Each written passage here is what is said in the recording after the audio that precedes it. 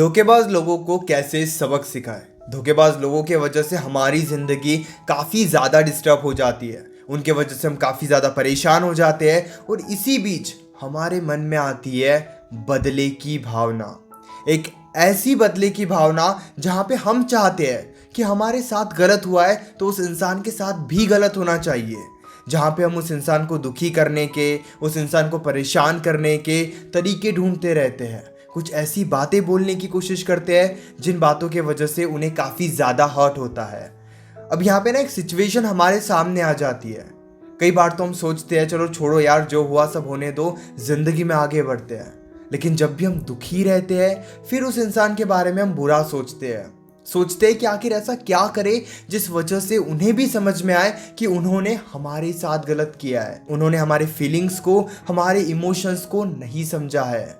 नमस्कार दोस्तों, मैं हूँ श्रावण और आप देख रहे हो श्रावण की बातें। आज की ये बातें आपके लिए काफ़ी ज़्यादा ज़रूरी है। अगर आप एक ऐसे इंसान के कांटेक्ट में हो जो धोखेबाज है, जो आपको बार बार चीट कर रहा है, तो बदला लेने से पहले एक बात को समझ लो कि उन्हें एंटरटेन करना बंद कर दो।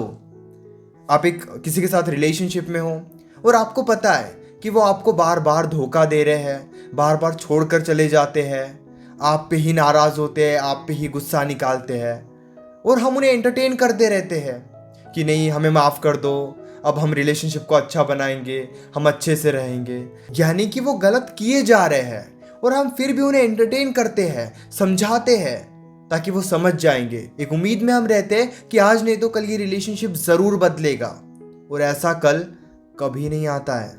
देखो, किसी की गलती पे एक बार माफ़ करना बहुत अच्छी बात है, लेकिन अगर कोई बार बार गलती करे, बार बार आपका दिल दुखाए, बार बार आपको ना समझे और बार बार आपको धोखा दे, तो ऐसे धोखेबाज लोगों को एंटरटेन करने के बजाय, माफ़ी मांगने के बजाय, उन्हें समझाने के बजाय आपको दूर भी होने के बारे में सोचना होगा। कई बार छोड़ना ज़रूरी है एक ऐसे इंसान को जो आपके लिए सही नहीं है। हम छोड़ना नहीं चाहते, उस इंसान के पैरों में गिर कर रहना चाहते हैं और फिर भी चाहते हैं कि उस इंसान को सबक मिले। जैसे कि एग्जांपल देता हूँ, मैंने आपके साथ गलत किया, मैं आपके साथ गलत कर रहा हूँ, आपसे गाली देकर बात कर रहा हूँ, आपको अलग अलग तरीके से ब्लैकमेल कर रहा हूँ, आपके साथ चीट कर रहा हूँ, और फिर भी आप मेरे साथ हो, मेरे साथ कांटेक्ट में हो, मेरे साथ रिलेशनशिप में हो, तो मैं कभी भी ये नहीं सोचूंगा कि मैं गलत कर रहा हूँ, क्योंकि मैंने कुछ खोया ही नहीं है। मुझे मेरी गलती का एहसास तब होगा जब मुझे पता चलेगा कि मेरी उस गलती के वजह से मैंने आपको खोया है। लेकिन हम ऐसा कभी नहीं होने देते हैं। वो इंसान गलती करता है, हम पीछे भागते हैं और उस इंसान को समझ में ही नहीं आता कि वो गलत कर रहा है, और हम उम्मीद में रहते हैं कि आज नहीं तो कल वो इंसान ज़रूर समझेगा, उस इंसान को ज़रूर रियलाइज़ होगा कि वो गलत कर रहा है। एक ऐसी उम्मीद में बैठे होते हैं जो उम्मीद हमें खुद पूरी करनी है। कोई बार बार धोखा दे तो उन्हें समझाने के बजाय खुद को समझाओ कि वो नहीं समझेंगे आपके प्यार को। इसीलिए धोखेबाज लोगों के कांटेक्ट में रहना ही आपकी सबसे बड़ी गलती है। उन्हें समझाने के बजाय, उन्हें अलग अलग तरीके से ये बताने के बजाय कि उन्होंने आपके साथ गलत किया है, खुद को रिलैक्स करो, खुद को स्ट्रांग बनाओ। खुद को नहीं बदलना चाहते और बदला लेना चाहते हैं। अगर धोखेबाज इंसान से बदला लेना है तो खुद में बदलाव लाओ। धोखेबाज इंसान को तो यही लगेगा कि आप लाचार हो, आप कुछ नहीं कर सकते, आप उनके बिना नहीं रह सकते। लेकिन जब आप उन्हें ये जताओगे कि उनके धोखे के वजह से बार बार वो गलत कर रहे हैं, इस वजह से आप उन्हें छोड़कर जा सकते हो, तो उन्हें वैसे ही बहुत सारी बातें रियलाइज हो जाएगी।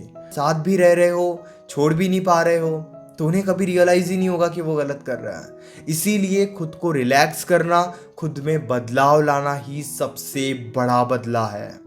जब तक आप खुद को नहीं बदलोगे, आप ही परेशान होते रहोगे, आप और ज़्यादा कमज़ोर बनोगे, और आप जितने ज़्यादा कमज़ोर बनोगे, आगे वाला इंसान आपको उतना ही कमज़ोर बनाएगा। अगर आज आपका ब्रेकअप हो गया है, आपका कांटेक्ट ख़त्म हो गया है उस इंसान के साथ, आपको क्लियरली ये बात समझ में आ रही है कि वो इंसान आपको छोड़कर चले गया है, तो उस इंसान को आप किसी भी तरीके से समझा नहीं सकते। वहाँ पे आपको खुद को समझाने की ज़रूरत है कि वो नहीं समझेंगे।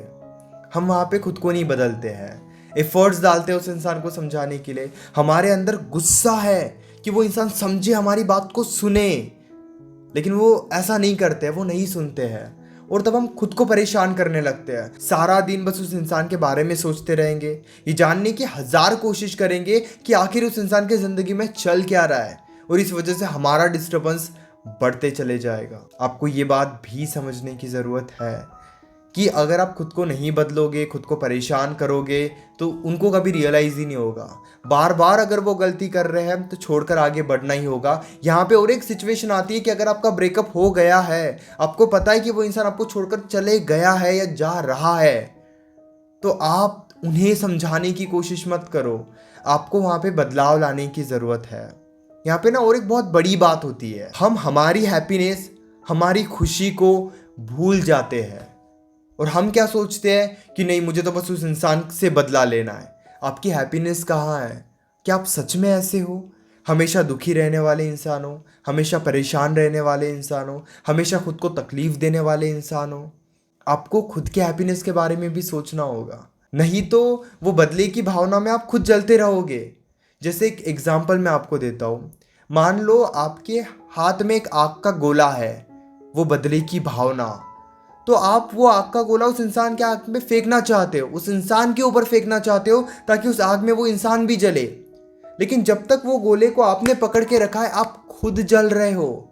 बदले की भावना में भी यही होता है कि हम जितना बदला लेने के बारे में सोचते हैं, हम खुद जलते रहते हैं, खुद परेशान होते रहते हैं। और जैसे तैसे मान लो वो आग का गोला आपने उस इंसान के ऊपर फेंक भी दिया, अपने शब्दों से अलग अलग तरीके से उस इंसान को दुखी कर भी दिया। वो इंसान क्या करेगा? उस आग के गोले को पकड़ेगा और छोड़ देगा। वो नहीं दुखी होने वाला। समय ही उन्हें सबक सिखाएगा, समय ही उन्हें आपकी अहमियत बताएगा। और कई लोग कहते हैं कि नहीं, ऐसा कुछ नहीं होता है। आप निकलो तो सही इस जंजाल से, आप खुद को खुश करो तो सही, हैप्पीनेस करो तो सही, अपनी ज़िंदगी में खुश रहना सीखो तो सही, अपने आप को बदलो तो सही। और फिर देखो, बदलाव ही नहीं लाना चाहते और उम्मीद करते कि सिचुएशन बदल जाए। आपके पास 1000 तरीके हैं खुश रहने के। चलो मान लो एक है रीज़न, किसी ने आपके साथ गलत किया है, परेशान हो, लेकिन आपके पास रीज़न भी तो बहुत सारे कि आप खुश हो सकते हो।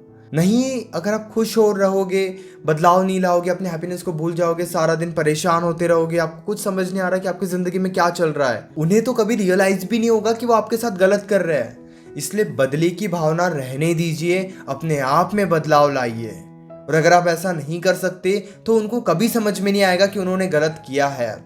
देखो, दुनिया गोल है, घूम फिर कर आमने सामने आना ही आना है। ये फर्क पड़ता है कि जब आप उनके सामने आओगे, चाहे 6 महीने के बाद, चाहे 6 साल के बाद, तो आपने अपने आप को कितना बदला है। तब खुश रहोगे आप, तब उनके सामने एक ऐसे इंसान बनकर जाओगे जो आज से काफी ज्यादा बदल चुका है, और ये आपको करना ही होगा। देखो, यकीन करो, ये बातें सुनने में जितनी अच्छी लगती है, हकीकत में उतनी ही अच्छी लगने लगेगी अगर आप खुद को बदल लोगे तो। अभी भी आपके मन में कोई सवाल है, मुझसे कॉल पर बात करना चाहते हो, पेड कंसल्टेशन के लिए 9834250097 इस नंबर पर व्हाट्सएप कर सकते हो। हमारे बीच में कॉल पर जो भी बातें होगी वो कंप्लीटली सेफ और प्राइवेट रहेगी, इसलिए प्राइवेसी की कोई टेंशन मत लीजिए। 10,000 सब्सक्राइबर्स होने वाले हैं, चैनल को भी जरूर सब्सक्राइब कर लीजिए।